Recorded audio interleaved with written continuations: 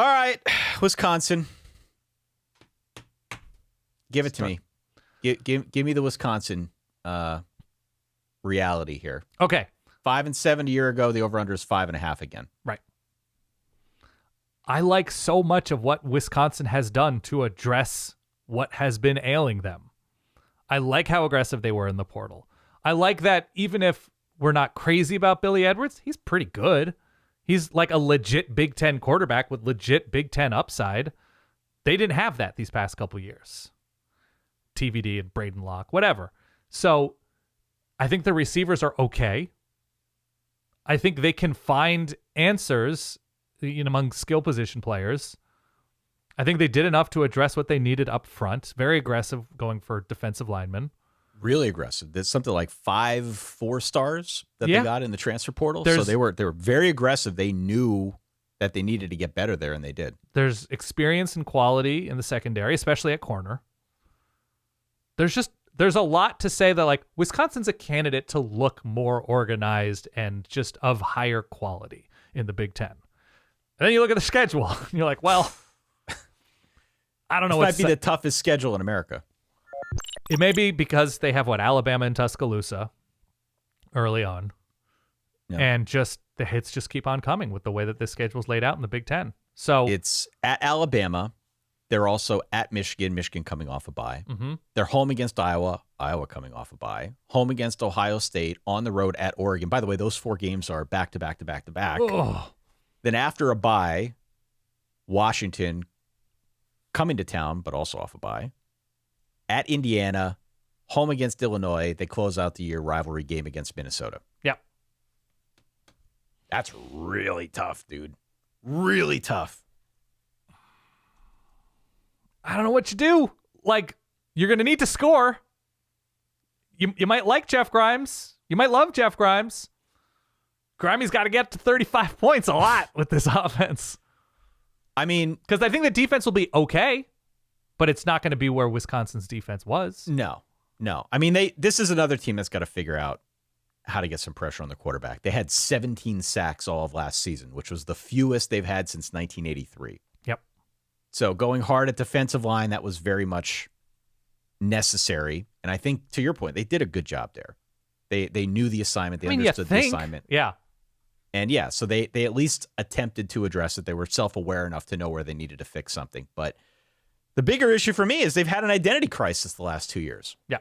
And they got to figure out a way to find themselves against what might be the toughest schedule in the country, which is not an easy task. The biggest issue I think they've had is that they tried to install the air raid or some version of it under Phil Longo, and it never clicked. And also that is kind of incompatible with what we know of Wisconsin over all these years. They've never been that kind of team. Well, just how they've recruited, what their reputation is in the Midwest with how they've recruited offensive linemen, tight ends. They didn't use the tight end. Yeah. It's just not that. So the offense took a pretty big step back in year one. It was the 99th best offense per the SP Plus last season. And now they're going in a different direction with Jeff Grimes as the offensive coordinator, which is going to be more pro style, more of the downhill running stuff that Wisconsin is known for, which I think it's very wise to shift back to this. Yeah. Another example of them kind of understanding where they're at, being self-aware enough to like, all right, let's pump the brakes a little bit and go in a different direction. So I think schematically, and I think via the portal, what Wisconsin did was very smart. I'm just not sure how it looks now because of the schedule. Like I like Dylan Jones, their redshirt freshman running back. I think he could do well in this scheme. Right. I like Billy Edwards. I like the fact that Billy Edwards is not a statue like the guys who came before him with Tanner Mordecai and TVD and Braden Locke. Like, nothing against those guys. Billy Edwards is a different kind of quarterback who I think fits better with this scheme. Okay. I just don't know how much better they get as a result of it, and I don't know how it looks now because the schedule is so brutal. Right. That's my issue here. Okay. Yeah, I mean, look, if they don't win that Maryland game with the Billy Edwards narrative, that's it, man. That game is in Madison. Yes. But that's coming off of an Alabama road trip. They get a bye before Michigan, but so does Michigan. Iowa gets a bye before Wisconsin as it's 4 teams off bye, I think. Yeah. Or 3 teams off bye in the Big Ten. It's a tough 1-2 for Ohio State, on the road 2 weeks, the first week being Illinois before they play against Wisconsin.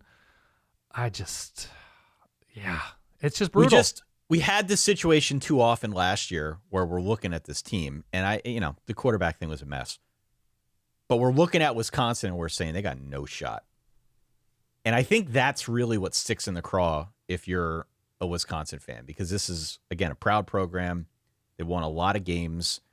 They definitely benefited from being in the Big Ten West for a number of years. Yep. Granted. But still, we were used to seeing this team play in high leverage situations. And you're looking at the schedule all too often last year, especially down the stretch, thinking to yourself, they ain't got no shot. No shot. So hopefully they get past that. They can graduate past that because they're going to have an opportunity against a bunch of big guns this year. And you know what? They didn't perform terribly against the best teams on their schedule last year. TVD got hurt in the Alabama game, and they still weren't going to likely keep it all that close against Bama. No. They were competitive. This is the big asterisk. They were competitive with Penn State for a chunk of that game. Yes. Right? I'd rather a team be competitive for a chunk than not be competitive for a chunk. They took Oregon to the gun at home, and they were up on USC at halftime. Again, you got to play 4 quarters of good football. I happen to believe that Luke Fickell's a really good coach. And I happen to believe really good coaches are good at diagnosing and fixing and admitting when things didn't go the way they thought they would and pivoting. And I don't know if it's going to work out for Luke Fickell at Wisconsin, but I feel pretty decently about Luke Fickell's ability to figure things out. And they're throwing money behind the roster. Hopefully that makes a difference in terms of what their final schedule looks like. But at least that's a nice starting point for Wisconsin. Yeah, look, I totally agree.